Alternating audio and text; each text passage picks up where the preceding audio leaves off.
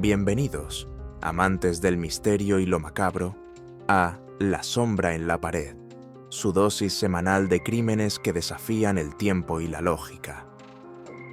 Hoy nos adentramos en uno de los casos más infames y perturbadores de la historia criminal estadounidense. Un enigma que ha capturado la imaginación popular por más de un siglo y que, hasta el día de hoy, nos deja con una pregunta escalofriante. ¿Quién empuñó el hacha en Fall River? Estamos hablando, por supuesto, del caso de Lizzie Borden. La historia de Lizzie Borden no es solo un caso de asesinato, es un retrato gótico de la América victoriana, una disección de las apariencias y las tensiones ocultas en el seno de una familia aparentemente respetable. Prepárense, porque lo que van a escuchar, les aseguro, les hará cuestionar todo lo que creen saber sobre la inocencia y la perversidad. Para entender la magnitud de este crimen, debemos transportarnos al 4 de agosto de 1892. El lugar, Fall River, Massachusetts. Una ciudad próspera, en pleno auge industrial, pero bajo su fachada de progreso, se escondían las rígidas normas sociales y los secretos bien guardados de la época victoriana. Y en el corazón de Fall River, en una modesta casa en la calle Second Street, vivía la familia Borden. Andrew Jackson Borden, el patriarca, era un hombre de negocios acaudalado, un hombre hecho a sí mismo, pero también conocido por su tacañería y su carácter intransigente. No era un hombre querido, y su riqueza no le había granjeado amistades, sino más bien resentimiento. Su segunda esposa, Abby Durfee Gray Borden, la madrastra de Lizzie, y su hermana mayor Emma, era una mujer voluminosa y afable, pero también percibida por muchos como una oportunista, alguien que se había casado con Andrew por su dinero. Y luego estaban las hijas. Emma, la mayor, una mujer reservada y algo distante, y Lizzie, Andrew Borden, nuestra protagonista. Lizzie, de 32 años en el momento de los hechos, era una mujer de la sociedad, activa en su iglesia, dedicada a obras de caridad, una figura que encajaba perfectamente en el molde de la dama victoriana, intachable. O al menos, eso era lo que todos creían. La dinámica familiar, sin embargo, era un polvorín. Las tensiones eran palpables. Lizzie y Emma resentían profundamente a su madrastra, a quien sentían que les había arrebatado el afecto de su padre y, lo que era más importante, parte de su fortuna. Andrew había comenzado a transferir propiedades a Abby, un acto que las hermanas consideraban una traición directa. Imaginen el ambiente en esa casa. Un padre adusto y avaro, una madrastra que no era del agrado de nadie, y dos hijas que sintieron que su herencia se les escapaba de las manos. Un caldo de cultivo perfecto para la tragedia. La mañana del 4 de agosto amaneció calurosa y pegajosa, un día típico de verano en Nueva Inglaterra. En la casa de los Borden solo se encontraron Andrew, Abby, Lizzie y la sirvienta, Bridget Sullivan, una inmigrante irlandesa. Emma, la hermana mayor, estaba de visita fuera de la ciudad. Andrew Borden, como de costumbre, salió temprano para sus asuntos de negocios. Bridget, la sirvienta, se dedicaba a sus tareas, incluida la ardua labor de lavar las ventanas, un detalle que se volvería extrañamente significativo. Abby Borden, la madrastra, también estaba en la casa, y luego estaba Lizzie. ¿Qué hacía Lizzie esa mañana? Su testimonio sería una madeja de contradicciones y olvidos convenientes. Dijo que había estado planchando pañuelos, luego leyendo una revista, luego buscando plomos de pesca para una excursión futura. Su relación, desde el principio, fue vacilante, inconsistente, lo que levantó las primeras cejas de sospecha. Alrededor de las 10:45 de la mañana, Andrew Borden regresó a casa. Bridget le abrió la puerta. Minutos después, Andrew se recostó en el sofá de la sala, su lugar habitual para una siesta. La casa, por un momento, se sumió en un silencio opresivo. A las 11:10 de la mañana, un grito rompió el silencio de la casa Borden. Era Lizzie. Su voz, estridente y llena de pánico, resonó por toda la propiedad. «Bridget, ven rápido. Padre está muerto. Alguien entró y lo mató». Bridget corrió escaleras abajo para encontrar a Andrew Borden masacrado en el sofá. Su cabeza, irreconocible, había sido destrozada por múltiples golpes de un objeto afilado, probablemente un hacha. La escena era espantosa, una carnicería inimaginable. Mientras Bridget y los vecinos que acudieron a la llamada de auxilio trataban de asimilar el horror, un nuevo descubrimiento heló la sangre de todos. Subiendo al piso de arriba, en la habitación de invitados, encontró el cuerpo de Abby Borden. También había sido brutalmente asesinada a hachazos, su rostro desfigurado más allá del reconocimiento. La examinación forense revelaría que Abby había sido asesinada al menos una hora antes que Andrew. 2 asesinatos, 2 víctimas, el mismo modus operandi brutal y aparentemente ningún intruso. La policía de Fall River llegó a la escena, pero su manejo inicial de la investigación fue, por decirlo suavemente, deficiente. La escena del crimen no fue asegurada adecuadamente, se permitió el acceso a curiosos, se manipularon objetos. En una época sin las técnicas forenses modernas, cada error era amplificado. Pero incluso con las limitaciones, una pregunta obsesionaba a los investigadores. ¿Quién podría haber cometido un crimen tan horrendo, tan personal, y salir de la casa sin ser visto y sin dejar rastro de sangre? Porque, y esto es crucial, no había manchas de sangre en la casa, ni en la ropa de Lizzie, ni en la de Bridget.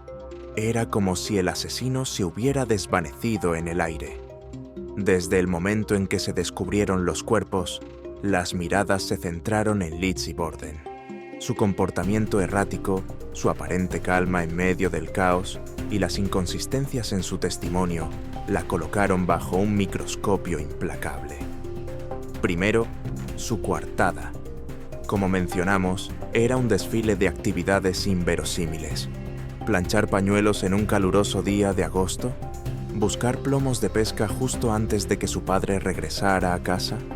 Eran explicaciones que sonaban más a fabricaciones que a verdades. Segundo, los hechos extraños de los días anteriores. Se supone que el día antes de los asesinatos, Lizzie había intentado comprar ácido prúsico, un veneno letal, en varias farmacias de Fall River. Su excusa: necesitaba limpiar una capa de piel de foca. Los farmacéuticos, sospechando, se negaron a venderlo. ¿Coincidencia? ¿O un intento de asesinato frustrado que la llevó a un plan más brutal? Y luego, la quema del vestido. Días después de los asesinatos, una vecina testificó haber visto a Lizzie quemando un vestido en la estufa de la cocina, alegando que estaba manchado de pintura vieja. La criada Bridget Sullivan también afirmó que Lizzie llevaba un vestido azul en la mañana de los asesinatos. ¿Era ese el vestido que se quedó? ¿Estaba manchado de sangre, no de pintura? La policía nunca recuperó el vestido, lo que alimentó aún más las especulaciones. La ausencia de un arma homicida convincente también fue un factor clave. Se encontraron varias hachas y hachuelas en el sótano de la casa Borden, una de ellas con un mango roto, pero ninguna con pruebas definitivas de haber sido el arma del crimen. La famosa hachuela sin mango se convirtió en el símbolo macabro del caso, pero nunca se pudo probar que fuera la herramienta utilizada.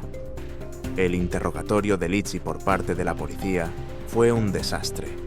Su actitud, su falta de remordimiento aparente y sus respuestas evasivas solo sirvieron para cimentar la sospecha en la mente de los investigadores. Lizzie fue arrestada el 11 de agosto de 1892, 7 días después de los asesinatos.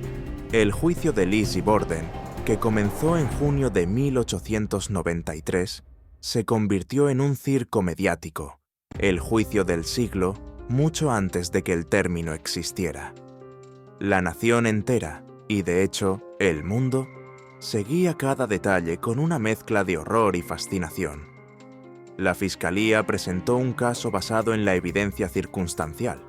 No tenían un testigo presencial, ni un arma del crimen irrefutable, ni huellas dactilares, una técnica incipiente en la época. Se basaron en el comportamiento sospechoso de Lizzie, sus coartadas contradictorias, el intento de compra de veneno y la quema del vestido. Argumentaron que solo alguien dentro de la casa podrían haber cometido un crimen tan brutal sin ser descubierto, y que Lizzie era la única persona con un motivo claro: la codicia y el resentimiento hacia sus padres. Uno de los momentos más impactantes del juicio fue la exhibición de los cráneos de Andrew y Abby Borden en la sala del tribunal. La visión de los restos desfigurados de sus padres hizo que Lizzie se desmayara, un acto que algunos consideraron una muestra de genuino dolor y horror, mientras que otros lo vieron como una calculada puesta en escena para ganarse la simpatía del jurado. La defensa, por su parte, argumentó con vehemencia la imposibilidad de que una dama como Lizzie Borden, una mujer de su estatus social y educación, pudiera haber cometido actos tan salvajes. ¿Cómo podría una mujer respetable cometer semejante atrocidad? Este argumento, basado en las rígidas expectativas de género de la época victoriana, fue increíblemente efectivo. La imagen de la mujer como una criatura frágil y pura chocaba violentamente con la idea de una asesina a hachazos. Además, la defensa atacó la incompetencia policial, la falta de pruebas directas y la teoría de que un asesino se habría desvanecido sin dejar rastro. Insistieron en que era más probable la presencia de un intruso desconocido. El 20 de junio de 1893, después de una deliberación de poco más de una hora, el jurado regresó con su veredicto. La tensión en la sala era palpable, y luego las palabras que resonarían a través de la historia: no culpable. Lizzie Borden fue absuelta de los cargos de asesinato. La noticia conmocionó al país. ¿Cómo era posible? ¿Cómo una mujer acusada de un crimen tan horrendo podía ser declarada inocente a pesar de las sospechas que la rodeaban? A pesar de su absolución legal, Lizzie Borden nunca fue absuelta en el tribunal de la opinión pública. La rima infantil que se hizo popular casi de inmediato. Lizzie Borden tomó un hacha y le dio a su madre 40 azotes. Al ver lo que había hecho, le dio a su padre 41. Aunque la rima es dramática, los informes forenses indican que Abby recibió 19 golpes y Andrew 10 u 11, lo que no resta un ápice de brutalidad a los hechos. Esta rima y la persistente creencia en su culpabilidad la persiguieron hasta el día de su muerte. Lizzie y Emma se mudaron a una casa más grande y elegante en un vecindario más exclusivo de Fall River, que Lizzie bautizó como Maplecroft. Intentaron reanudar una vida normal, pero la sombra de los asesinatos era demasiado larga. Fueron ostracizados por la sociedad de Fall River. La congregación de su iglesia, que había sido su principal apoyo durante el juicio, la rechazó. Sus amistades se hicieron escasas. La relación entre Lizzie y Emma, que había estado tensa antes de los asesinatos, se deterioró aún más. En 1905, Emma abandonó Maplecroft y nunca volvió a hablar con su hermana.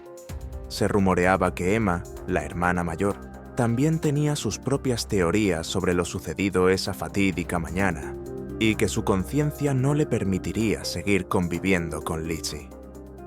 Lizzie Borden vivió el resto de su vida en relativa reclusión, una figura solitaria y enigmática. Murió en 1927, a los 66 años, 8 días antes de que Emma falleciera. Ambas fueron enterradas en la parcela familiar, en el cementerio de Oak Grove en Fall River, junto a las víctimas del crimen que las hicieron infames. La absolución de Lizzie Borden no significó el fin del misterio, sino el inicio de un siglo de especulaciones y teorías que continúan cautivando a historiadores, criminólogos y amantes del verdadero crimen. Si Lizzie no lo hizo, ¿quién lo hizo? Una de las teorías más populares, aparte de la culpabilidad de Lizzie, es la de Bridget Sullivan, la sirvienta. Se ha sugerido que Bridget, harta de los abusos y las órdenes constantes de Abby Borden, pudo haber estallado en un ataque de furia. Sin embargo, Bridget era una mujer menuda y no parecía tener un motivo suficientemente fuerte para un doble asesinato tan brutal. Además, su coartada, aunque no infalible, era más sólida que la de Lizzie. Otra teoría apunta a John Morse, el hermano de la madre de Lizzie y Emma, quien estaba visitando la casa esa noche y la mañana de los asesinatos. Se ha especulado con que John Morse podría haber tenido motivos financieros o personales para cometer los crímenes. Sin embargo, su coartada también se mantuvo firme, y no había indicios de su involucramiento. También ha habido teorías sobre un intruso desconocido. Algunos creen que un vagabundo o un ladrón pudo haber entrado en la casa y cometido los asesinatos, aunque la falta de robo y la brutalidad de los ataques hacen que esta teoría sea menos probable. ¿Y cómo salió sin dejar rastro de sangre? Y por supuesto, la teoría más oscura y morbosa. Lizzie sí lo hizo. ¿Pero por qué? El motivo financiero es el más obvio: la herencia familiar que Andrew Borden estaba, según Lizzie, derrochando en su madrastra. El resentimiento acumulado contra Abby. Algunos historiadores sugieren una represión sexual o una enfermedad mental no diagnosticada en Lizzie, que pudo haberla llevado a un estallido de violencia. La sociedad victoriana tenía una visión limitada de la salud mental, y los ataques de histeria eran a menudo una excusa para comportamientos inusuales en mujeres. La hipótesis de que Lizzie pudo haber estado en un estado de locura temporal, un frenesí que la llevó a cometer los asesinatos, ha sido explorada en varias obras de ficción. Algunos también han teorizado sobre una posible relación incestuosa con su padre o una relación lésbica con la sirvienta Bridget Sullivan, y que los asesinatos pudieron haber sido el resultado de secretos oscuros que salieron a la luz. Estas últimas teorías son, por supuesto, especulaciones sin evidencia concreta, pero añaden un toque de morbo y transgresión que la historia victoriana a menudo disfraza. Lo que sí sabemos es que la casa Borden era un nido de tensiones, de silencios incómodos y de rencores profundos. Era una familia disfuncional, y la riqueza no había traído la felicidad, sino la amargura. El caso de Lizzie Borden, más allá de la fascinación por el crimen, nos ofrece una ventana a la sociedad victoriana. Muestra cómo las rígidas normas de género influyeron en la percepción de la culpabilidad. ¿Habría sido el veredicto diferente si Lizzie Borden hubiera sido un hombre? Es una pregunta que muchos se han hecho. La idea de una mujer respetable empuñando un hacha era tan escandalosa, tan impensable para la época, que a muchos les resultó más fácil creer en su inocencia que en su capacidad de cometer semejante barbarie. El caso de Lizzie Borden sigue siendo un enigma sin resolver, un misterio que se niega a morir. La ausencia de un cierre definitivo, la ambigüedad de las pruebas y la figura enigmática de Lizzie misma han cimentado su lugar en la cultura popular. Ha inspirado innumerables libros, películas, obras de teatro, ballets e incluso óperas, desde adaptaciones que la retratan como una víctima de las circunstancias, hasta aquellas que la pintan como una fría y calculadora asesina. La leyenda de Lizzie Borden trasciende la historia real, transformándose en un arquetipo, un símbolo de la oscuridad que puede acechar incluso en los lugares más inesperados. La casa en Second Street, hoy un bed and breakfast, es un museo para los amantes del true crime. Cada año, Miles de curiosos se hospedan allí, buscando una conexión con el pasado, tal vez sintiendo la presencia de los Borden, preguntándose si el espíritu de Andrew, o Abby, o incluso el de Lizzie, todavía rondan esos pasillos, susurrando los secretos de aquel fatídico día de agosto. ¿Fue Lizzie Borden la asesina? ¿O una víctima de la fatalidad y la especulación? La historia, como en tantos otros casos, nos deja con más preguntas que respuestas. Y quizás es precisamente esa incertidumbre, ese morbo de lo desconocido, lo que ha mantenido el caso de Lizzie Borden vivo en el imaginario colectivo. Porque a veces, las sombras de la noche, las que acechan en las esquinas más oscuras de la historia, son las que más nos fascinan. Desde La sombra en la pared, nos despedimos por hoy. Prepárense para la próxima semana, donde desenterraremos otra historia que los dejará al borde de sus asientos. Hasta entonces, cuídense de las sombras.